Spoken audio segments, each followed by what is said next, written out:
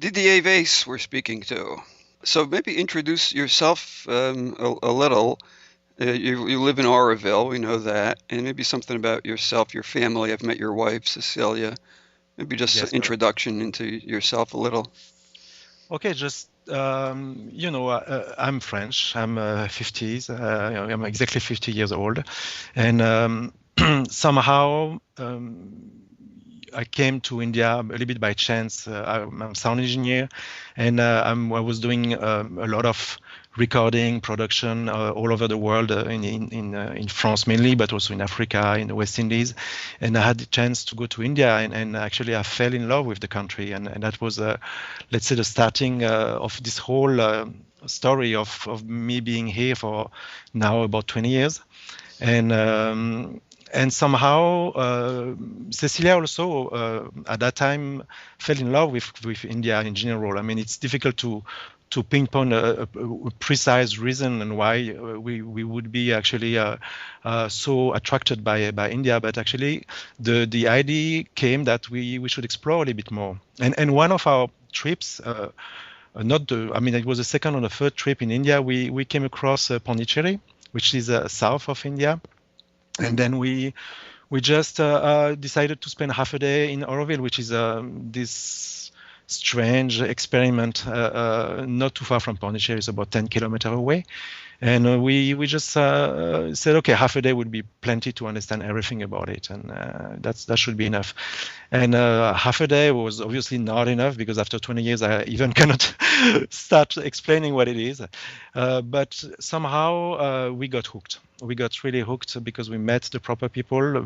I mean, they were on our path, on our destiny, and it was immediately a total connection and a total a feeling that yeah, we had to come back. So we organized our life around that, and Cecilia started doing some training to be a teacher that could be very useful here in India, in Auroville, and that was the beginning of some decision how to move. And on my side, well, after a trip of another month in India, in Auroville, I just came back to Paris, to the place we lived, and where I had my own studio, recording studio in Paris, and doing a music production. I remember very well. It was a West Indies type of music, and I spoke to the first guy who came to the session. He was the producer, and I said, look, I'm just back yesterday from India and from Auroville, and I want to go there, and do you know anybody who could help me selling the studio, because it's for sale? Actually, at that time, I had this whole kind of responsibility about the loans, the people I was employing, and the well-being of the studio. And I felt, okay, unless I get rid of that, there's no chance I can move further into that direction.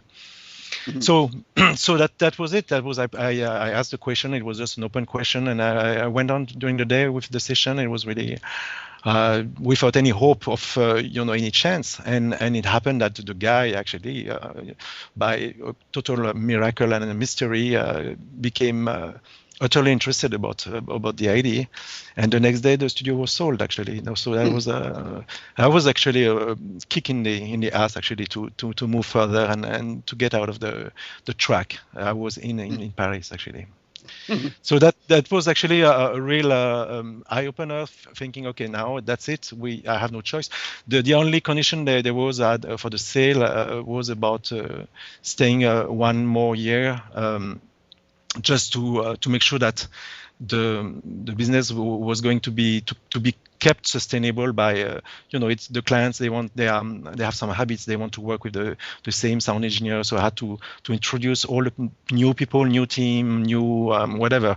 And I was part of my contract. I was supposed to be 1 year still in Paris, which was a long 1 year, because I was really yearning to go to India, and especially to Auroville. But actually, At the same time, it was very light because I was not anymore responsible for anything. And actually, that's one key of I would say my search, the sense of responsibility, because actually that was a lot of weight on my shoulders from early age. I had all that, and I should do good. I should do, and I was doing good actually at many levels, but it was at a cost, at a price, and this price was it felt actually extremely heavy to pay, because suddenly when it was sold, I had actually nothing really binding me to France, to my job, to whatever, and I was feeling so light, so free actually. So that was a start actually, a really interesting start. So then that was it. That was the whole thing was set in motion, and it was in let's say it was in '94 actually that we arrived here after a trip in Asia, in Hong Kong, Macau, etc. I mean, we came by the long way just to enjoy maybe another time, maybe the last time we didn't. I mean, it was really funny the way we thought about it, and we entered this zone of Auroville, and it was really a very joyful moment, actually, very very joyful, and very very light actually. Yeah, well, it sounds like that burden of responsibility was lifted, and Totally. that must have been a big thing. Did that kind of initiate the whole kind of non-dual awareness too? Well, it's the background. It's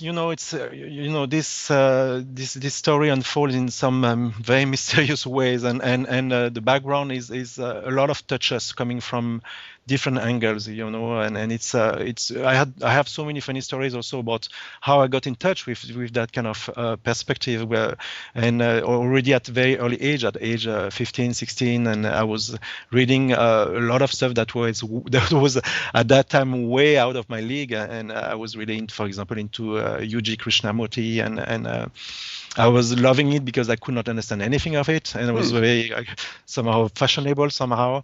And I had a few crises where I would trash the books, and I remember one time I just put the trash. I would put the books in the it was a kind of in Paris it was a kind of 5-story building, and I was on the top floor. And I put it in the conduit that was actually the trash conduit, and it was in the evening. I said, no more of this bullshit. This is just so. I mean, this is insane.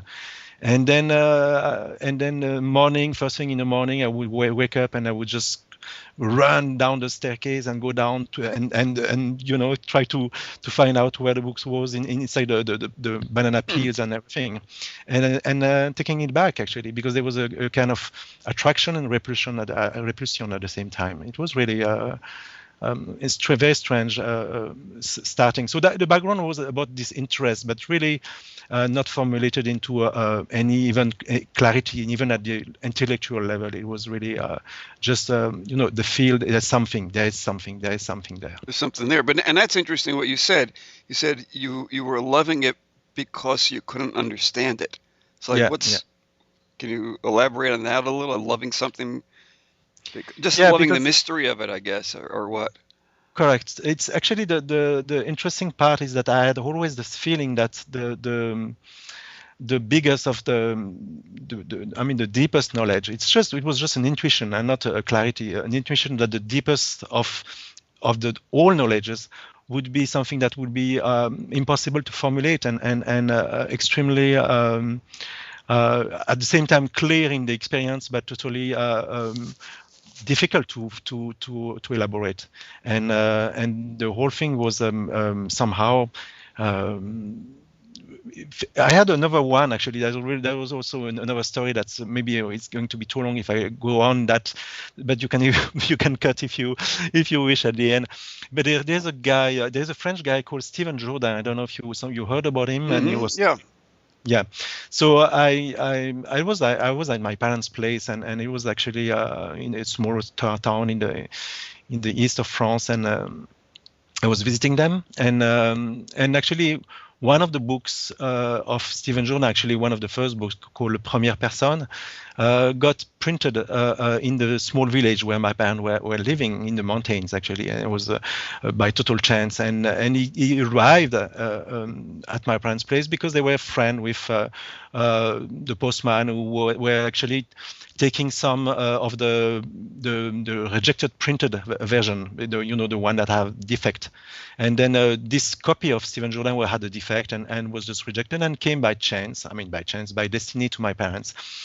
And they were actually, everybody was enjoying reading the back cover. Like the guy is totally mad. He says things, it doesn't make any sense. He says he's God and this and that, and everybody had a lot of fun, and I had fun with them. Actually, it was I had no at that time. And then, but I took the book and I kept it with him. And it was very difficult to read. I tell you, it's like something that you have to speak really good French, and it's a kind of he calls that meta poetry. It's a very special way of formulating things, and it's difficult. But there was a mystery. There was this background of unknown, the background of something that was attracting me, and I got hooked. I got totally hooked, and I went on reading this book, another book, and step by step, some kind of 3D image of what it was meaning, what it was pointing at, kind of emerged from this reading, and it was another attempt to understand what was very difficult to formulate, and actually. It was a preparation. I see that it was preparing the background of what would come later on, and it was really a lot of touches in that area. So that's the thing, So out of all these small stories, I arrived finally in India, and I was really ready to take a big plunge on spirituality in general, on anything. It's if you look at Auroville Charter, it's about the charter is about a site for material and spiritual researchers. So it's typically a place where you have the freedom in time. You're not anymore locked in a kind of rat race, and the freedom in meeting people, in talking about it. So that was a few years, not too many, of intense studies, and I used everything I had around me. I read a lot of things from Mother and Sri Aurobindo, because that was actually part of the I would say, since they are the founder of Auroville, I was an extremely good starting point, and I had a lot of other options. There's a big library, a lot of people, a lot of friends, and a lot of time. That's the gift of Auroville, actually. So this free time is really what made me go a little bit further into the whole process, and maybe by exhaustion, because that's the way it goes. Maybe because after eating too much cake, you start feeling okay. Maybe it's not the proper direction. I would say my my search really started. Giving some, I would not say some result. It's not about a result, but some taste of what I was looking for when I arrived in India, and the few years that went on. I was already, kind of traveling a little bit in India, meeting people. I went obviously to Tiruvannamalai. I met people there, but. And one day, a little bit by chance, I arrived. It was not by chance because I knew him, but I had the great opportunity of meeting Ramesh Balsekar in Mumbai. So that was a shock, actually, because somehow I recognized that he was totally genuine, in a sense that he was not just talking to attract people. He was rather repelling them. If he was saying all the time, if you've been here a few days, 1 week, please don't come back, because it's not by capillarity you will get things. It's you have to. You might forget everything, that's fine. You might have something that clicks, and that's fine also. But don't try too hard, and especially don't hook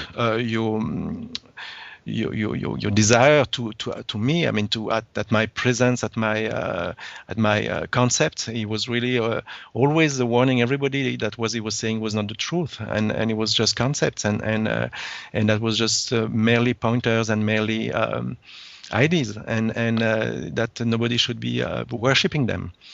And I mean, this was for me, that was that kind of eye opener, and in a sense that, oh my gosh, I was so hooked about to the words, to the beauty of the language, to the beauty of the ideas, and now I understand it's just the material to communicate, but it's the real thing is not there. It's not into the intellectual understanding. It's much at a different level. And somehow I visited Bombay quite a few times through my work. I restarted working a little bit as a sound engineer, as a consultant into acoustics. We will talk about that later because it's the business part. And then that brought me enough time to meet him once in a while, and I was really so happy, and it, it became like, wow, my gosh, I can almost see what he was talking about, but it was somehow at a level that was not formulated. It was not because I understood every word, every concept, that I would feel good, kind of, oh yes, that's what it is, and I could explain around me. But it was just again the background, preparation. And then one day, it was a few years after my arrival in India. It was just out of the blue, and I just clicked. The penny dropped, and a shift happened. That was at the same time.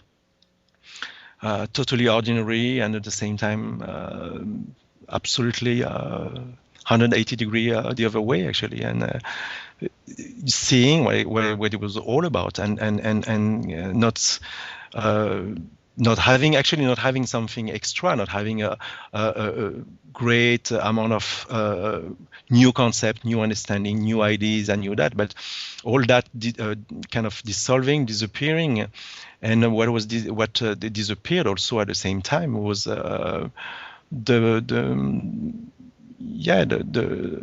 guy at the center of the whole picture, and it was making a very little sense to to have it on the way, because life was not separated between what is inside and what is outside. It was just a single movement, single flow, and so at the end it was this very, very precise moment in time gave light to an understanding that was actually a loss, not something extra, a loss of a center, a lot of a center in not only in space but in time, because then I could see kind of in a timeless glimpse that this being, this what I am, what we all are, had been all the way from as far as I could go in history, and I've always been there, and at the same time it was so simple. It's not like there was something that's so amazing to talk about. It was actually more the other way around. It was so dumb and so amazing at the same time. So that's kind of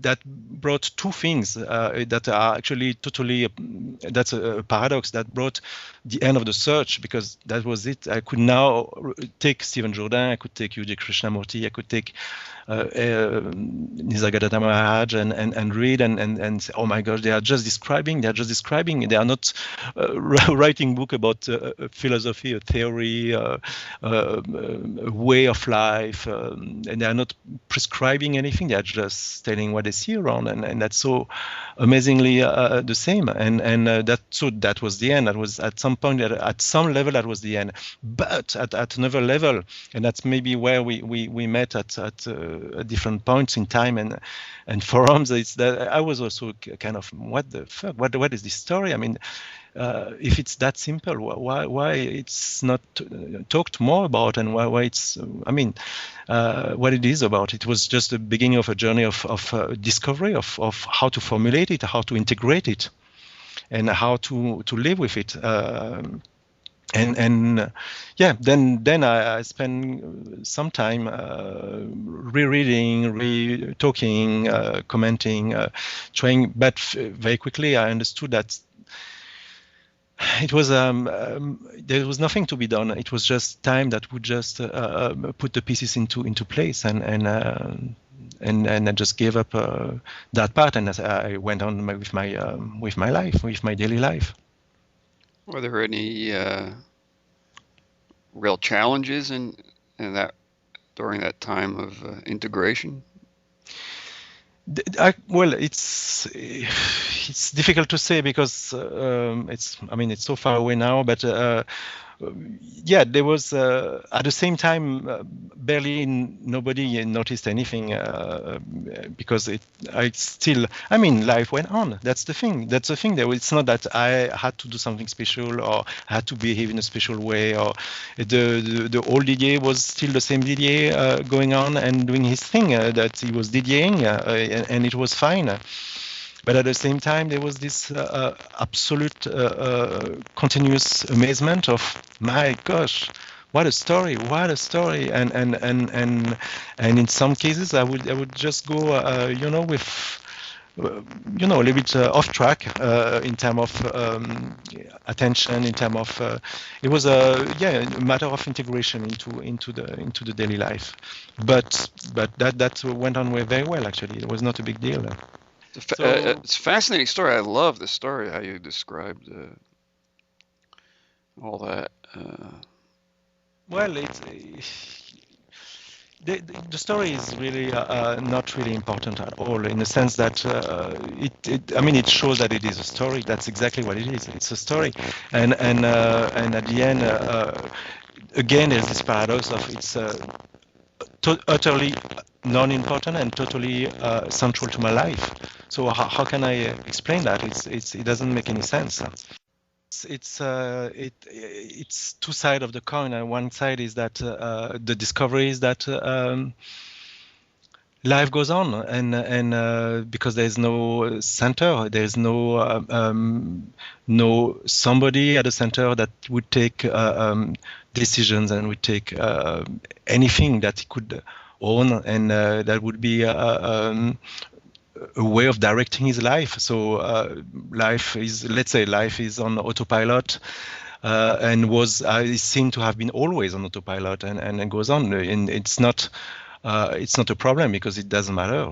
What is this thing? Why are we so stuck up with this idea of having a control? And it's much more fun. The ride is much more fun by seeing it's just a ride, actually.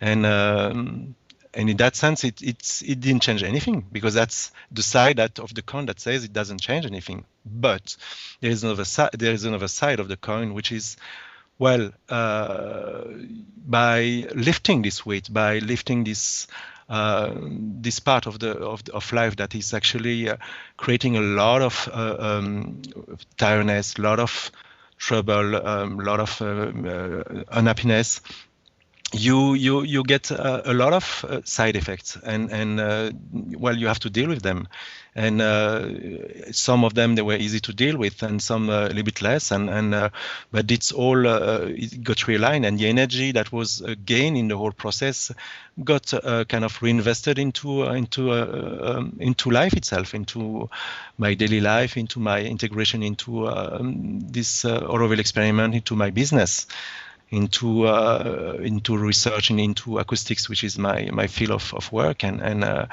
it's just more freedom, more energy, more joy, more there's no more backpack, and that's great. So it's the same thing, but it's not exactly the same thing. Yeah. And I just read recently a book by Richard Sylvester, and he says we are all addicted to meaning, and the meaning also is not the absolute meaning is not important anymore. It's you have relative meaning, in the sense that you have a meaning, you want to do this because of that and because of that. That's fine. That's a game that we play with it. But why are we addicted to meaning of life, meaning of what is God, what is the? It's just it doesn't make any sense. Well, the business side, started a long time ago. It's not like I started thinking about it recently and, okay, I'll do this, I'll do that. It's been a passion since age 12. And I started with microphone and 2 and 3 and then this and that. And at the end, I became a pretty successful sound engineer in Paris. And I arrived in India with the idea of a kind of retiring. But at the same time, well, there were two aspects. One aspect is a passion is a passion. It comes back at some point by itself. And the second thing is I had to somehow to get some income, because in the long run it's also not that I can live off reading and meeting friends and all that. So there was the two aspects, and the business came very naturally, and it came with a much more enhanced perception on how I could do it and how it would be working. The first thing is that it was obviously the best thing to do in the best place in the world. That means what I'm doing is, not me only, because now I have a team of about 14 people, and we all work together at different aspects of each design. But we design spaces for a lot of activities that are linked to music, linked to sound, and it's the acoustical design, including we have many simulation tools, many ways to predict what's going to happen and to calculate and to play with it. So that part was a little bit missing in India. It was there, but it was not really at an extremely high level, and I started really digging into that direction. And actually, my experience I just described previously gave me the tools for that, because what would be a problem for me in India would be first my shyness into talking to people. Actually, you don't realize so much now, but I would never be able to do an interview like that years ago, actually, and that would have been totally impossible. And for example, I'm giving conferences here and there in India, and I enjoy doing that. It's fun because it's autopilot, and it's like I'm doing now. It's starting, and I'm listening to myself, and sometimes I'm thinking, wow, it's not bad actually. It's really it's really like wow.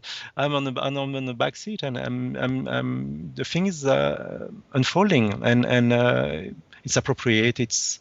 It makes sense, and I like it. So that was I would say the toolbox to meet people, and the second part of the toolbox was to not have the feeling of somebody somebody higher there, because we were in touch with the music industry, with the big shots, with the top leading actors in the country, the music directors, and there's always this feeling of, wow, these is big shots. How I'm going to deal with them and talk to them, and actually it became very simple. I had zero feeling of separation, and it was just a game, and it was just an interaction, and actually they liked it. Or everybody I talked to was actually never rejecting this intimacy, and it's a help in a business. We were talking about by email about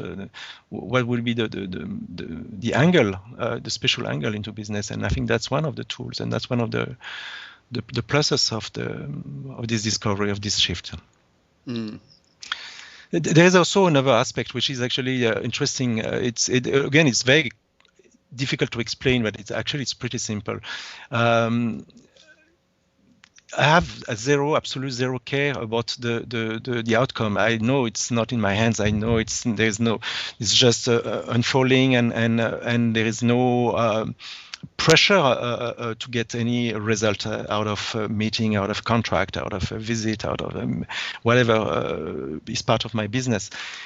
But at the same time, it doesn't mean I'm not fighting for a result. It's quite the contrary. I'm passionate about it. Like you play Monopoly, you want absolutely to get the hotel, and for that you're going to sell to get your houses, and you get the hotel. But at the same time, you never lose track of the fact that it's a game, and that you might take take a suddenly the intimacy, the card of something wrong, like you have to go to prison, you have to wait for your turn 2 times, and then okay, that's part of the game. I'll do it also, but at the same time, I'm not denying that I'm involved into the game, and that's really fun actually. Sounds like a great example of being accepting, but not being passive. Yeah, there is no passiveness at all. I mean, people know me around, talk to them, and they see I'm really on the ball, and I'm moving, and but that's what is seen from outside. From inside, there is no movement. It's just a single happening, just a single process actually, and it's totally still. It doesn't. There's nothing. It's just developing in ways, but always around the center, and there is no really feeling that, oh, I am going from point A to point B, and then after I do that, and after I do that. No, it's coming from nowhere and going back to nowhere, and in the meantime, there's a ride, and the ride can be really fun, and that's what I enjoy doing. That actually, I enjoy it tremendously. Now, your website is soundwizard.net, right? Yes, correct. And yeah. I was looking through it, and I really, it's very descriptive. What I found really cool are just some of the pictures of some of the homes, the theater rooms that your team has designed. And of course, you've done bigger things. You've done halls, I guess, and you've done probably every dimension, that requires any kind of sound work. And not just the technology of the sound, but like I said, the design and so it seems like your work's involved with technology, electronics, interior design, and architecture. And of course, underlying it all, like you said, is working with the people. Yeah. But so you must have a team of interior designers. I mean, some of those interiors are amazing. No, they're just so beautiful. Thank you. Thank you very much. Well, we have fun. We have a team of half of the team is focused on architecture and interiors and look and building, and the other half is focused on audio and video design and getting the proper equipment at the proper place with the proper settings, and that at the end it's all seamless and one single experience. And I'm a little bit part of both teams, but I'm more and more into pure acoustics because that's what I enjoy doing, and because it's fun. There is also a lot of simulation tools. You can actually design a full auditorium, place the violin on top of the stage within your computer, and listen on any seat you want to click on, like seat 235, and listen to the result. And if you're happy, you validate. If you're not happy, you go on building. And it's all inside the box, and it's pretty close to the reality. Actually, that's a really amazing toy.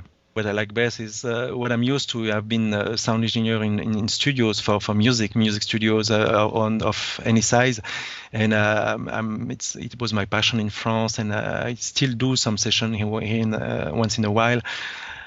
So this part is when I design a high quality recording studio for doing mixing, doing recording.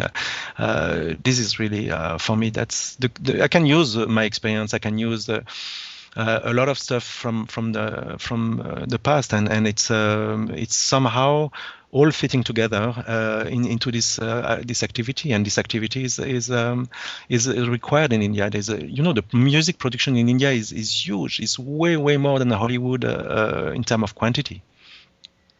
Do you travel around India then to do your work, or do you Yeah, well, I travel, yes, but it's not that I have to travel a lot because most of the work is done at the office. We have an office here in Auroville.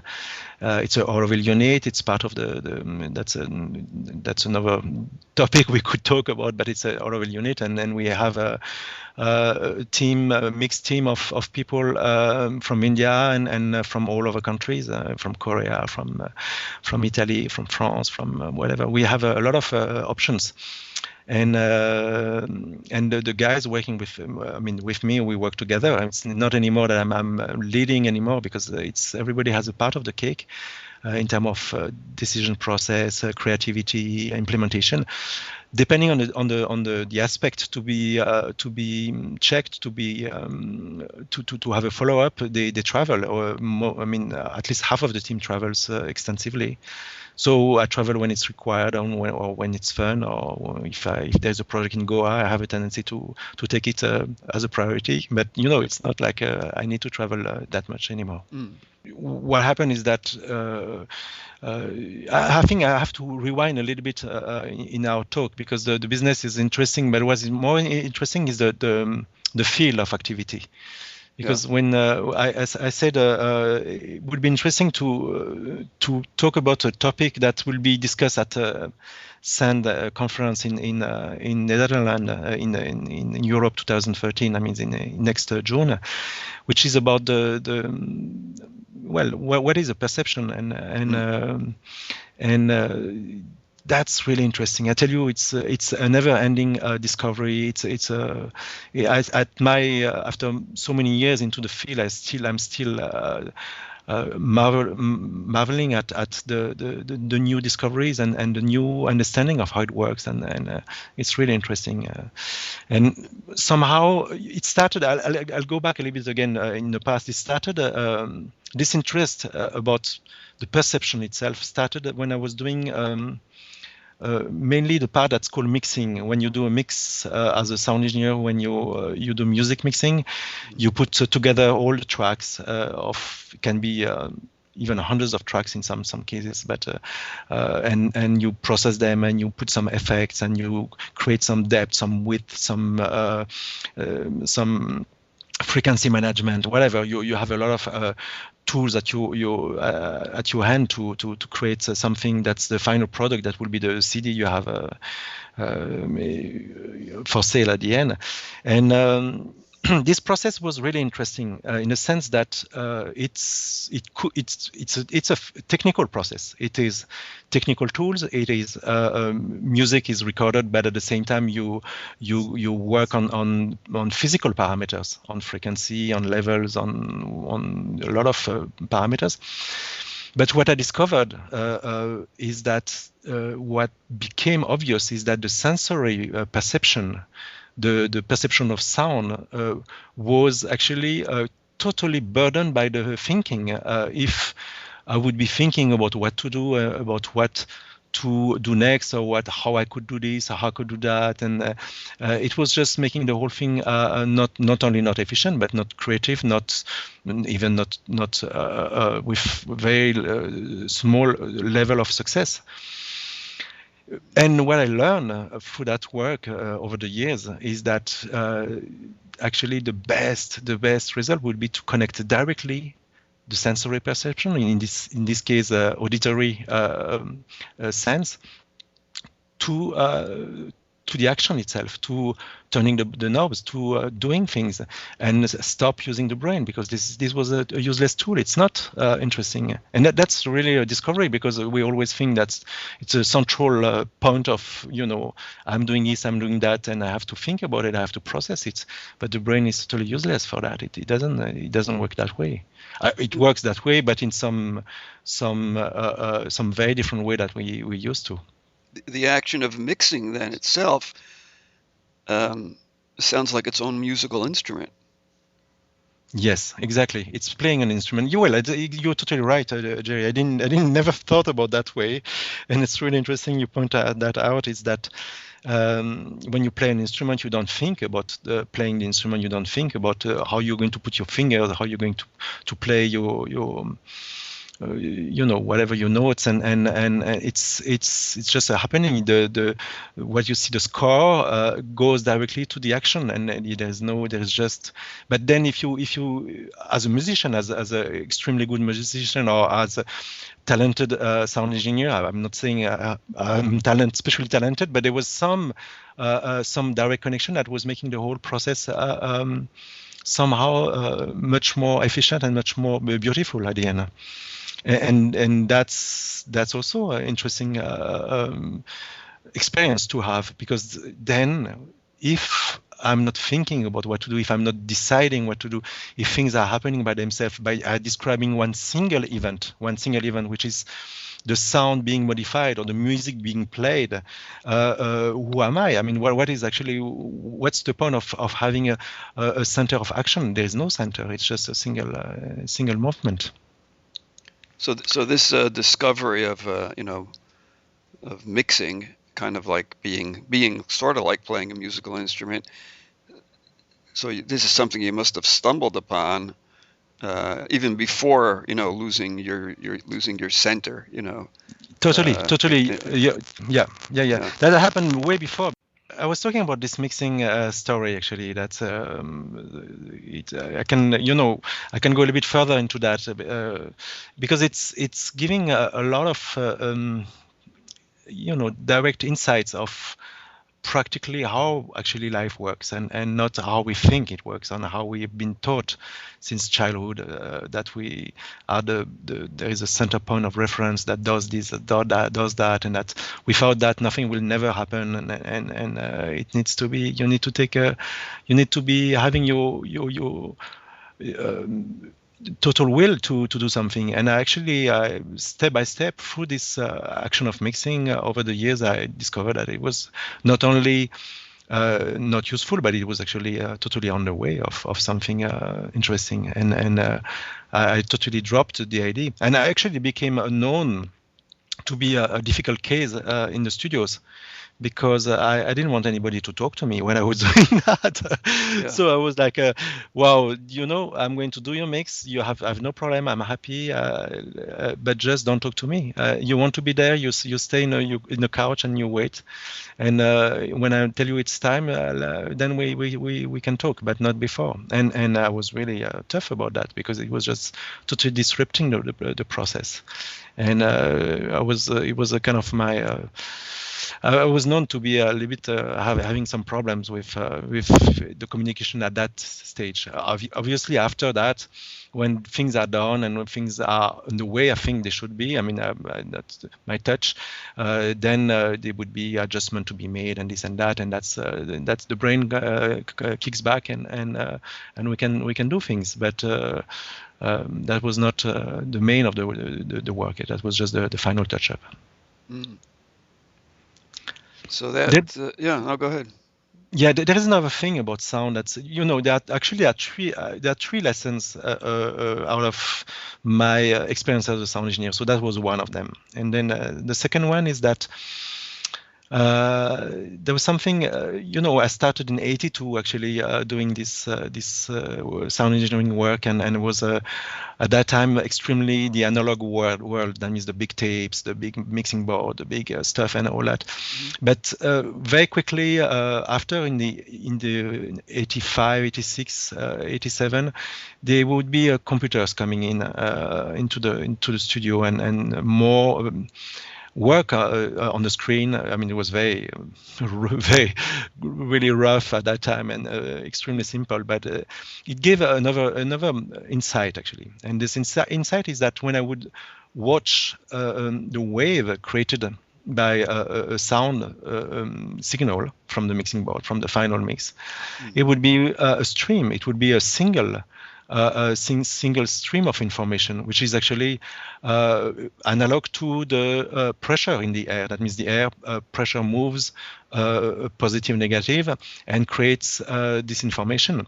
So this single stream of information that was coded in the computer was being visible, was being watchable. That means you could see a waveform. I mean, it's what you do when you do editing. You zoom, you can even enter into the waveform. And then, but it's a single information over time. I mean, it's if you zoom enough, you see time passing, and the pressure goes up, goes down, goes up, goes down. The lesson about that is that this single stream of information is actually describing maybe a philharmonic orchestra, maybe something extremely complex, simple, complex, whatever, anything. You know, I had this discussion when digital was just starting. It was in the beginning of the 80s, of people saying, yeah, digital is not the way of doing things, because how would digital be able to simulate a violin, a Stradivarius, or any instrument? They would never know how to simulate that. But that was not the point. The point is that it was just recording a movement in time. That was a single movement, a movement of pressure, and that is another key. That is a key, because we think that our senses are independent entities. When we have the sight, the smell, the taste, touch, sound, we think, oh, this is coming there, this is coming that way, this way. It's all coming from different sides, and it's all describing a very complex world. But then, by looking at the screen and looking at the single information developing over time, I had the feeling, but actually what we call our perception, that we create this beautiful 3D picture, which is what we see, what we hear, what we feel, what is near, what is far, what is loud and soft, etc. That complexity is actually is a single movement in awareness, in our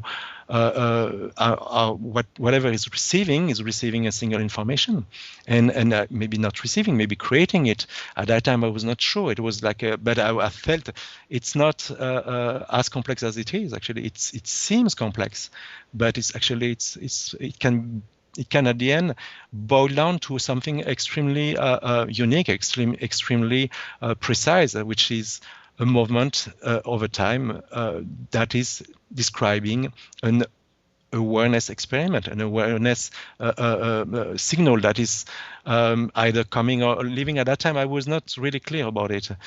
So that was the second insight, actually, and it's really interesting, because then it becomes that the world is not something alien that is far away. It's something what happens here now, and its all complexity, in its all beauty, and there was really a sense of wonder about that, thinking, oh my gosh, maybe one day I will enter that zone.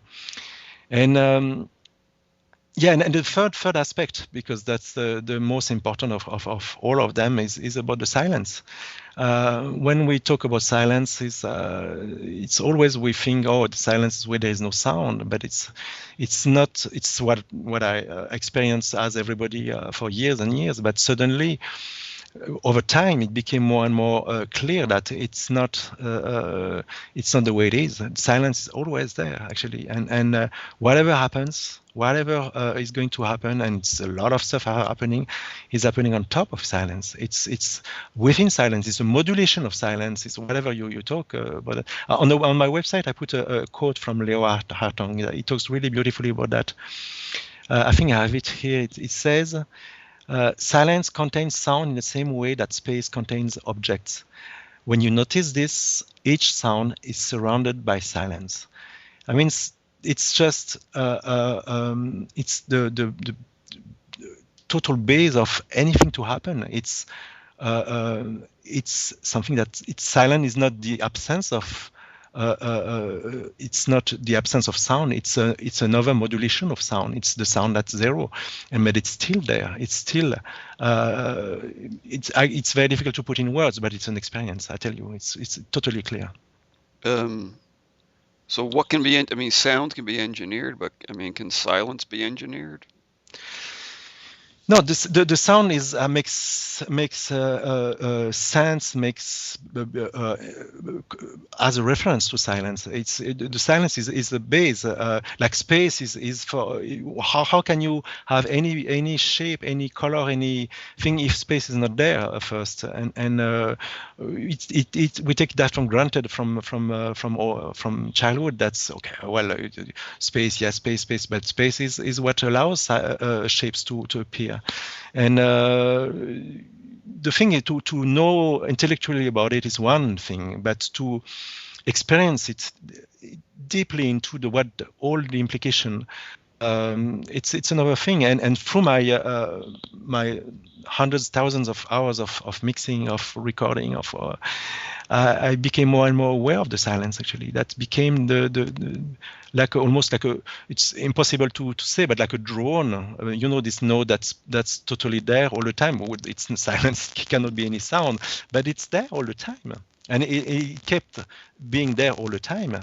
And it revealed later on, when I had this shift happening years after, to be actually what we are, our background, what is actually the source of everything, actually. And it was an insight, but not an insight that came from knowledge, that came from reading, that came from teaching. It's an insight from experience itself, and that's the only valuable insight you can have. Comparing silence to physical space, I don't know where does that comparison break down? Because, I mean, if you're working in an auditorium or a room, you have a certain space, but when you're working with a musical piece, is there a certain quality to the silence?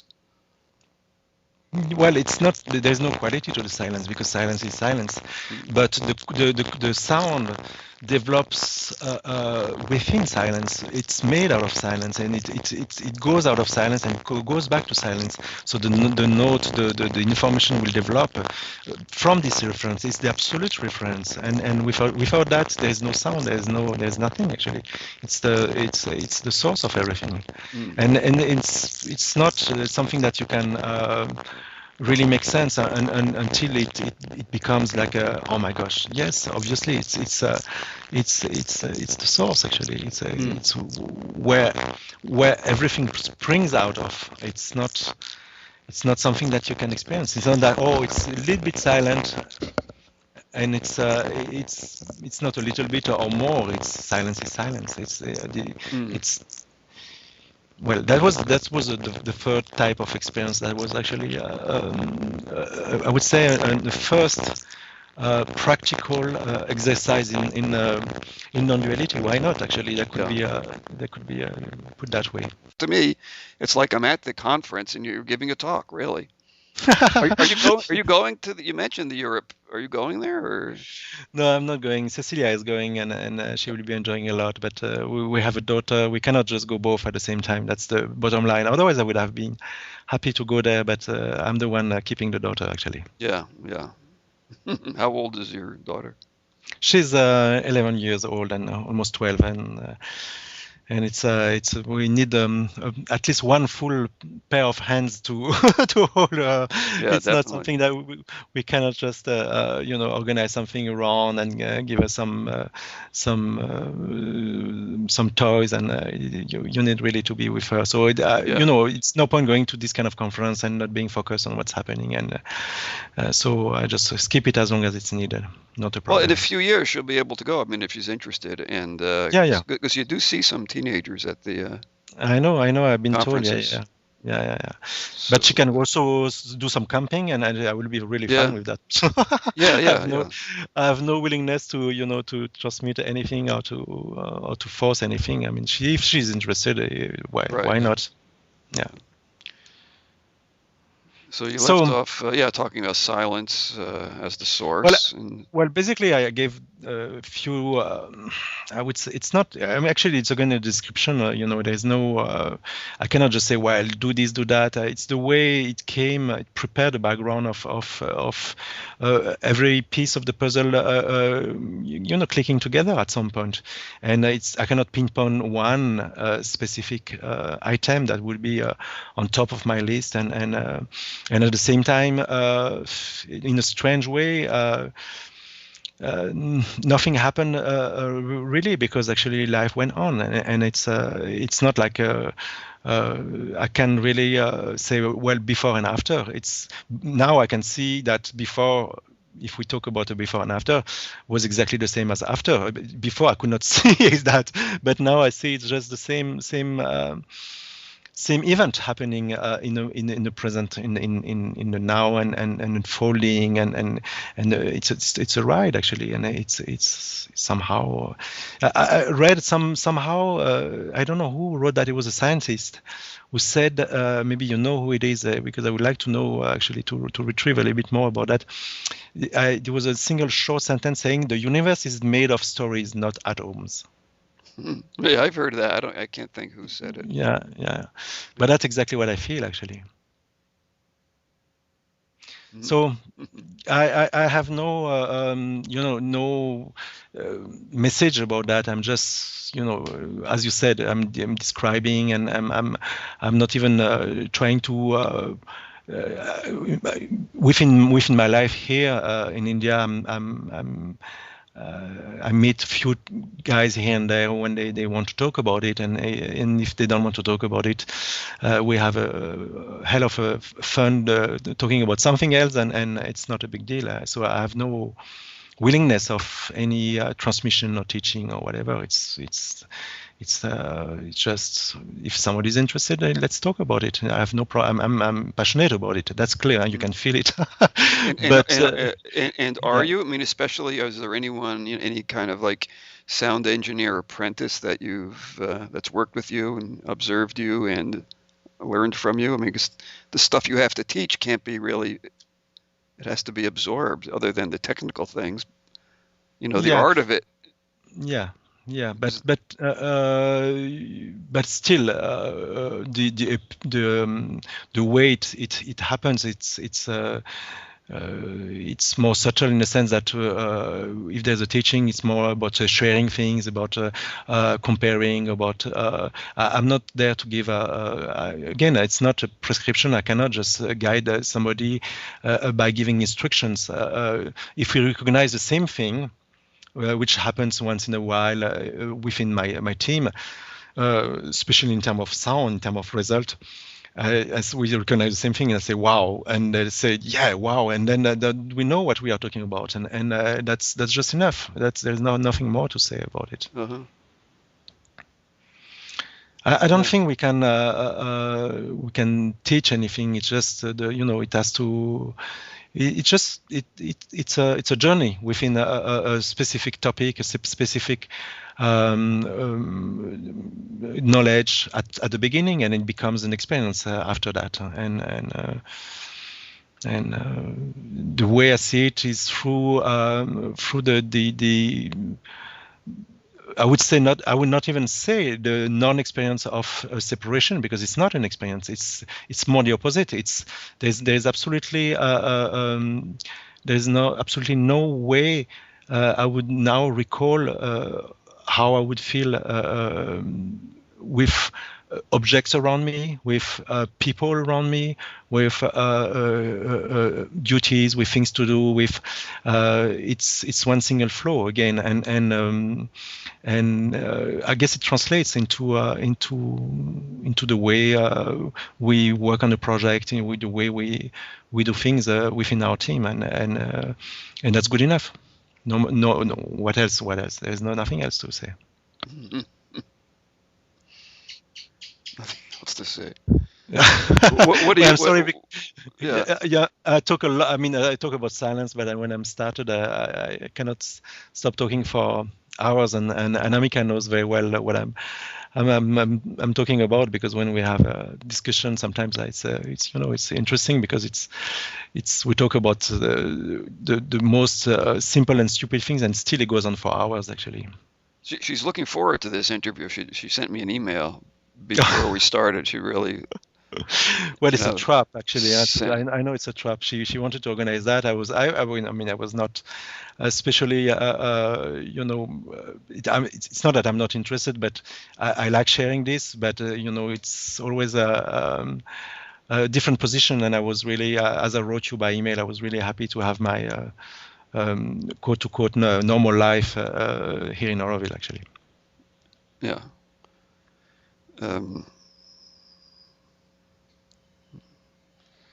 What was I going to say? Yeah. So I don't know. We can talk about a lot of aspects that got discovered, and I mean, also if you have specific question on this specific topic. I just think that it's interesting. You talked about the 3 lessons you learned as a sound engineer. One is by mixing, kind of going beyond thought, and then having an understanding of the waveform of sound as a single thing, this kind of singularity. And then, of course, the great thing, probably the understanding of silence as always being present. And probably other people in your position also have these same insights, but they don't always value them that much. They don't always see the meaning of it very deeply. Exactly. And have you noticed that? Or do you have anything to say about that? Sure. I have a lot of things to say about that. Well, it's not about only this insight. What I'm saying is that what happens, why people are searching, why they're seekers and seeking their whole life, is just for the very simple reason that they are overlooking things. Very simple things, very simple basic facts, obvious constatation, in the sense that when we talk about non-duality, when we talk about very basic concepts, we just think, but that must be pointing to something much more behind that, much more complex, much more meaningful, but no, we are just talking about the thing itself. It's a pointer showing something extremely simple, and the simplicity, I think, it's the best hiding tool for Maya to operate, for this hallucination to go on. Because to hide something, no better place than in the plain view, actually. And silence is one of the trick of hiding our source, because it's there, and you just don't value that, and you get tricked the whole life without really realizing it. And it's really the simplicity that's the most difficult aspect to talk about and to transmit. Because if I have somebody asking me tips and tricks about non-duality, I have a few friends, they are interested about the topic, and I'm always puzzled, thinking, my gosh, this is so simple. It's so there's nothing hidden. Everything is in plain view. And how can I transmit that information without making it another mysterious information? Because then this guy is saying that because actually that's there's a depth into that. No, there's no depth. It's just there, just in front of your nose, in plain view all the time. It's what happens. It is the only thing that happens. It's that.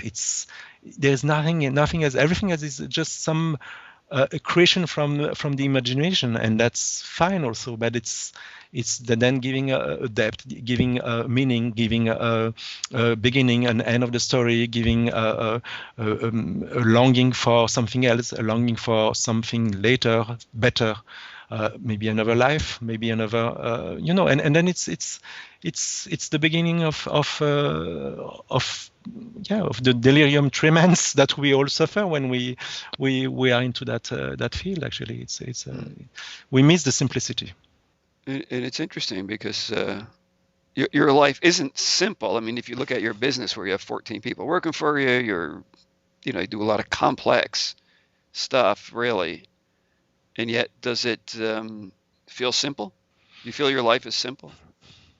Yeah, I feel my life is simple. That's one thing, that's for sure.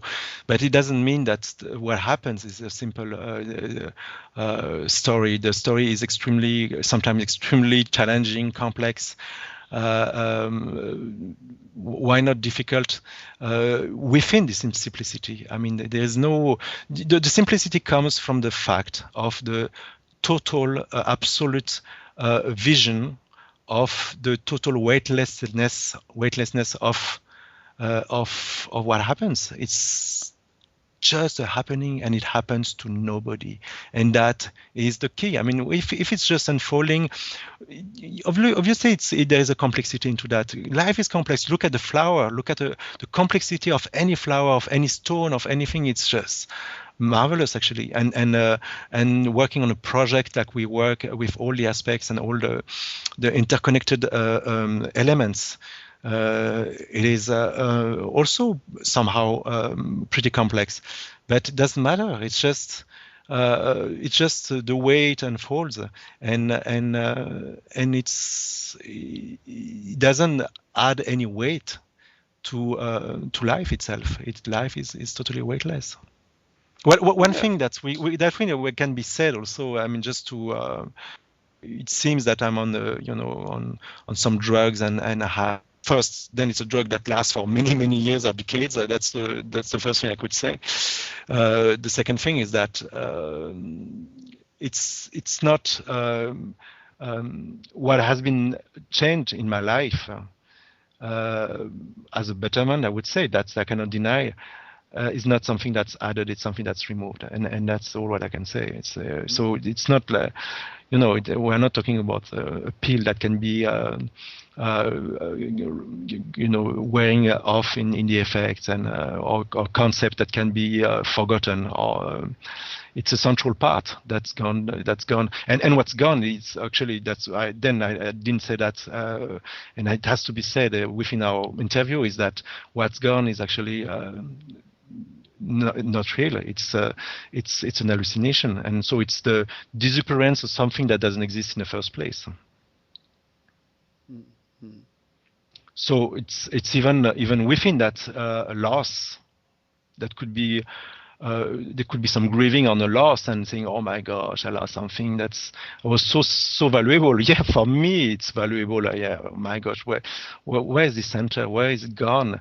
And for some people, it became a problem. I mean, the story of Suzanne Segal, and she lost it in a bus, and she spent the next 10 years battling to get it back, actually. And luckily, I was prepared, and the second step is to integrate this loss, looking at it, and to see, but nothing has been lost. No, it has always been the case, and it's not a real loss. It's a relative loss, and it's even not a loss at all, because actually it was not there in the first place.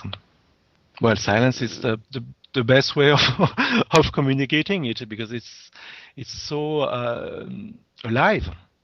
That's the aliveness of silence is tremendous, actually. But I guess as would say Ramesh, because that was one of his favorite words. It's about the programming of the body-mind organism. That is one of his concepts, and the programming of Didier is endless noise, actually, and talk, and activity, and but I tell you, it's just what it looks like. It's not what it is. Well, now I see every action, every event, not in relation with time. It's an object. Obviously, as time unfolds, the object changes and all that, but it's still a single object. Lifetime is an object. It's exactly. I mean, it's not exactly, because it can be misleading, but we could say it's. I mean, a lot of people use the analogy of a movie. It could be said that, okay, the movie is there, and you can see it frame by frame, picture by picture, but the story is there, and there's no cause and consequences within the movie because it's a one single object. Describing something, describing a story, describing events and all that. There are relative cause and consequences, but it's meaningless because it's the object is there at the same time in this single object.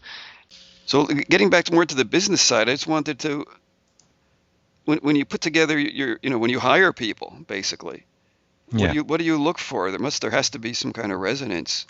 What do you look for in hiring people? On the level of like getting along with people.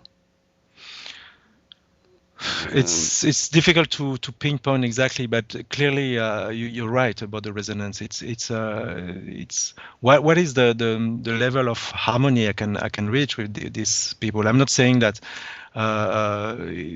everybody has to agree with me, but it's just the alchemy, that the way the communication between us, the way I don't know how I can put it. It's really it's not that I have criteria and it's this or that or nothing and all that. Yeah, it's you're right. Actually, it's the resonance, and that I guess that's all. And obviously the technical competence in the field, and depending on what is required, it might be in architecture, in the interior design, into sound. We are quite different in the team. Everybody has a very different personality and very different taste of what they think is good or looks good. I mean, it's so amazing. It's like it's almost funny actually. We do something and then. We have a meeting and we talk about the design, and then the opinions around the table are so diverse and so sometimes opposite. And actually, that's one of the exercises of Auroville. I mean, we are here to kind of try to see what would be the harmonious factor on kind of reconciliating all these different point of views and trying to figure out something that works for all of us. And that's what we do somehow. It's not that easy. It takes time, but we try not to hurt anybody and to see, this guy is coming from Korea, and obviously that has a very different background. And why does he say that? What's what is behind? And it's always interesting to try to figure out what is where does it come from? An opinion, a taste, an idea, and it's as Ramesh said, we are all programmed in a very different way, and that's just an amazement. And what is I would say the unique factor that make everything works is the fact that we are in resonance, that we have some at some level we feel we are okay to talk about that and to debate about that, because we somehow we respect each other. We at some level we love each other, and then we are just open to the difference. Yeah, so I mean, I can see how all the different pieces of your life, if you want to look at it in that way, is they all kind of work toward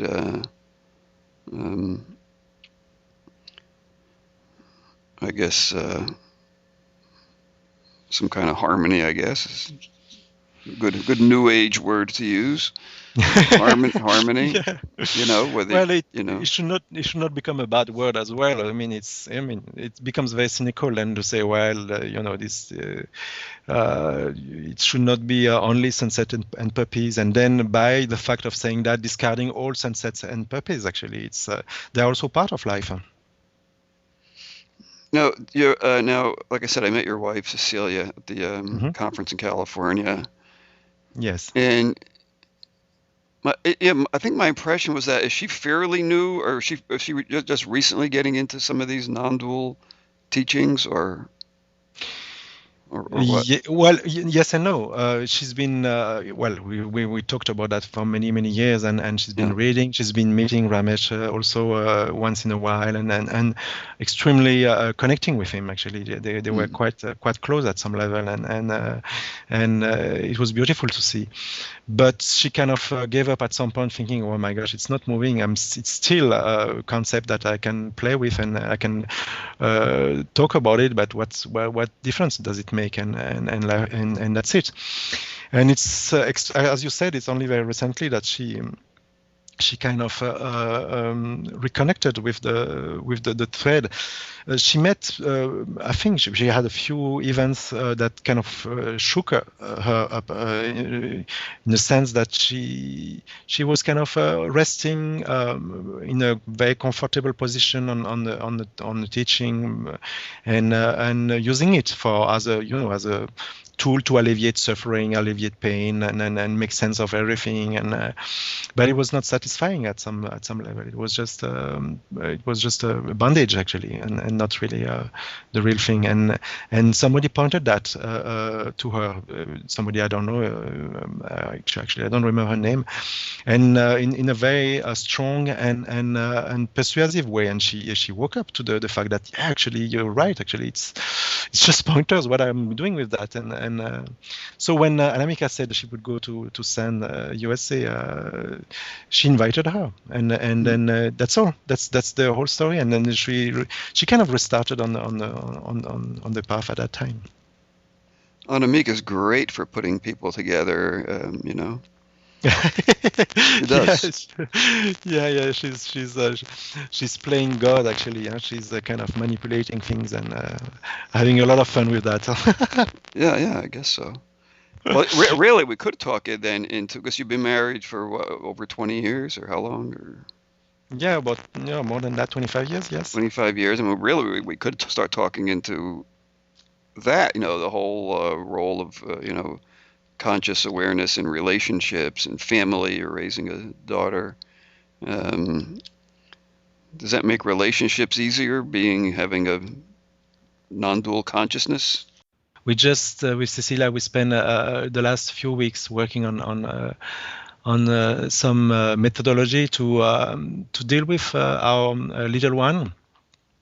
She's she's a pre-teen crisis right now, and also she's an adopted child, so she has some extreme difficulty with her roots, where she belongs and where she should be attached to. And it's extremely interesting to see that through this training we had with people, with teachers, through internet the documentation, we learned how to understand that it's all a mechanism. Actually, it's really interesting.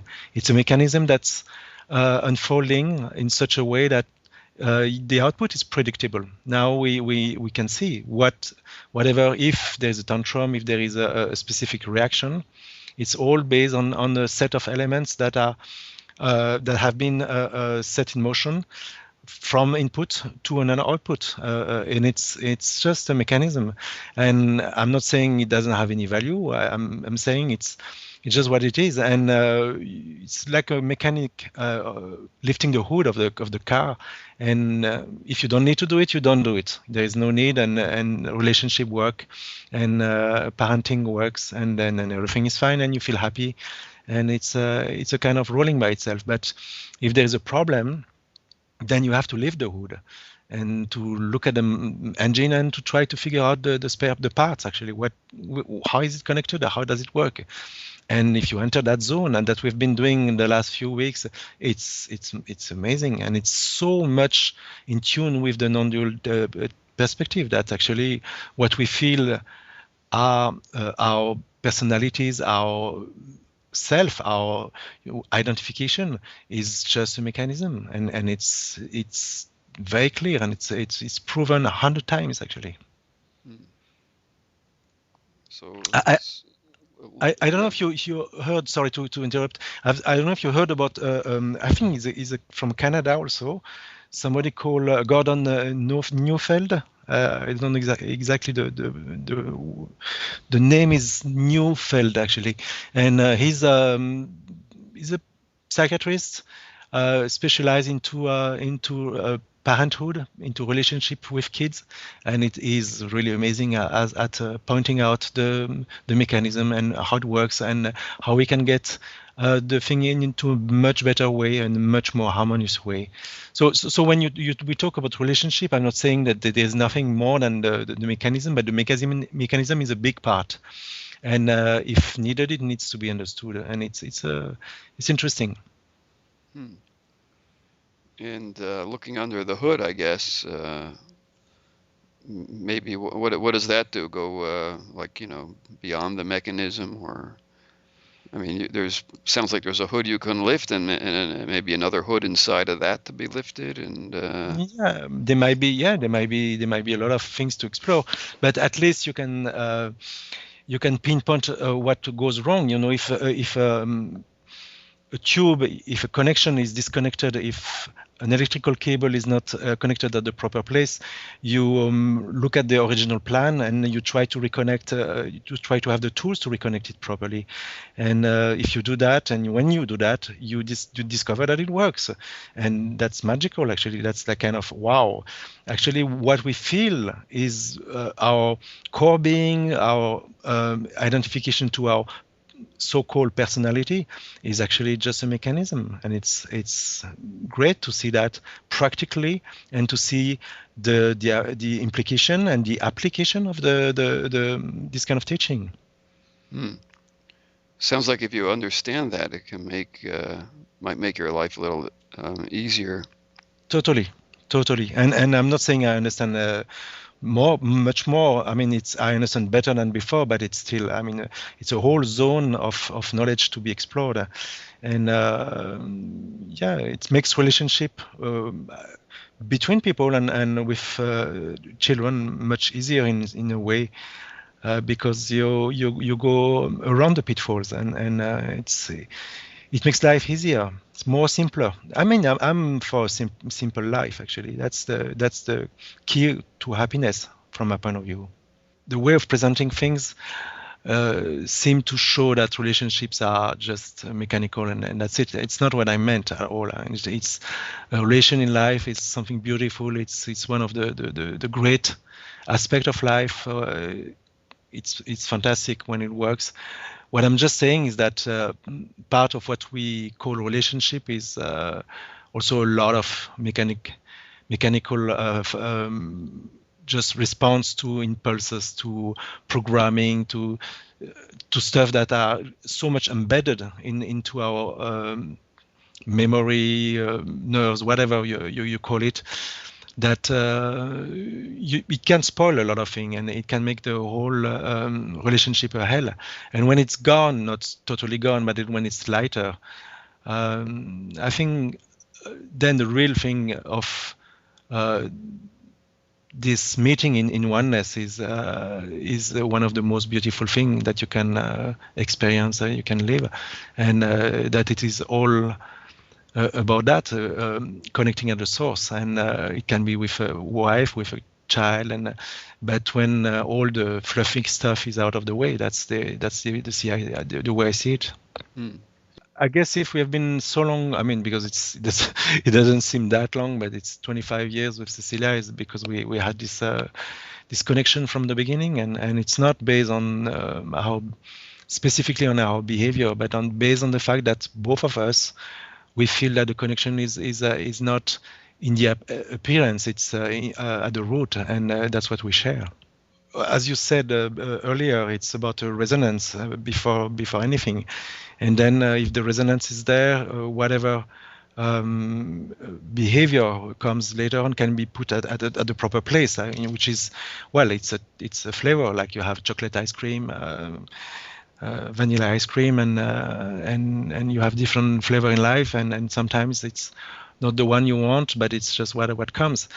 But at the root, there is one single connection, and actually, it's not even with there's not even a connection because there is no separation. And the interesting part of the teaching of the presentation of this Jourdain is that he actually points out that the root of all our suffering, the root of all our anguish, neurosis, I mean, whatever you have as an output which is not pleasant, is as a root on the feeling of separation. And the feeling of separation is pretty real. It's it's saying, oh, but there is this is just an illusion. Is not good enough because the mind has been programmed through experiences, through parents, through friends, that there is a separation. There is me, there is you, and there's the other, and you're not the same, and you have to keep your hand to yourself, etc., etc. And then it becomes an experience of separation because that's what comes next. You think about a snake. Very quickly, soon after, you have the fear of the snake coming around you, and the experience is very real. And I'm not denying that. I'm not saying, well, it's so easy. It's just stop thinking there's a separation. No, because the experience is there. So the thinking is the root. Then the experience of separation is there. And Jourdain was actually just we watched 8 hours full presentation on the parenting, and the root of every misbehavior is the sense of separation that you have to heal, that you have to create a proper environment for this wound to be healed and to be and a sense of reconnection with the parents, but not only that, it's the reconnection with the world, with the connection with life, and something we lost, and some of us, we didn't lose much, and it seems natural and easy, but most of us, it's a real it's a hard job to get it back, and to go back to when very, very early in childhood there was this feeling of total connection, of life being a game, a play, of being light, of being fun, and go back into that. It's a real job, actually. Mm.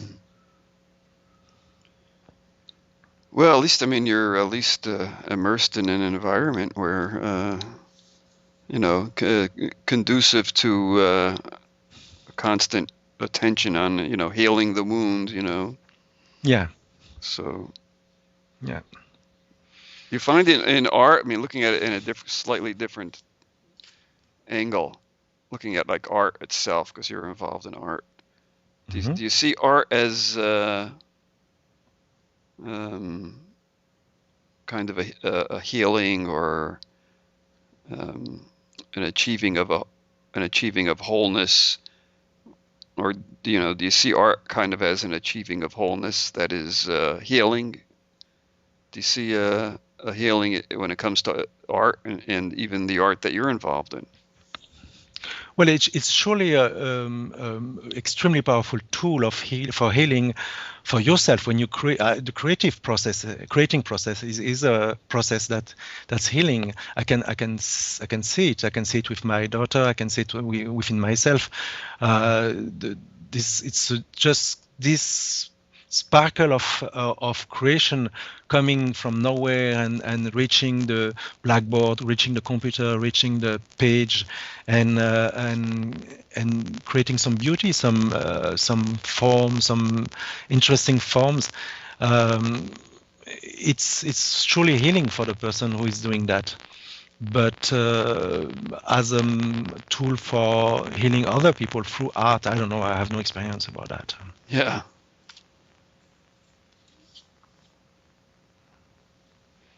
Again, the art part is something I think that's extremely intimate and personal, and the art that's displayed through sometimes through music.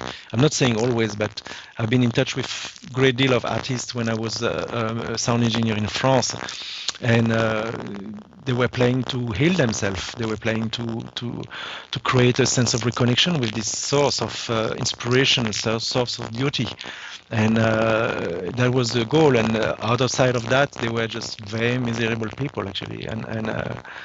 And it's funny because I was seeing their life, and I felt, oh my gosh, I don't never want to be an artist ever because these people are suffering way too much, actually, and they have to create to just to function in a interesting way, in a not interesting, but in a, how can I put it, harmonious way. It's in a more harmonious way. Harmony was through creation, through getting something that was transcending them.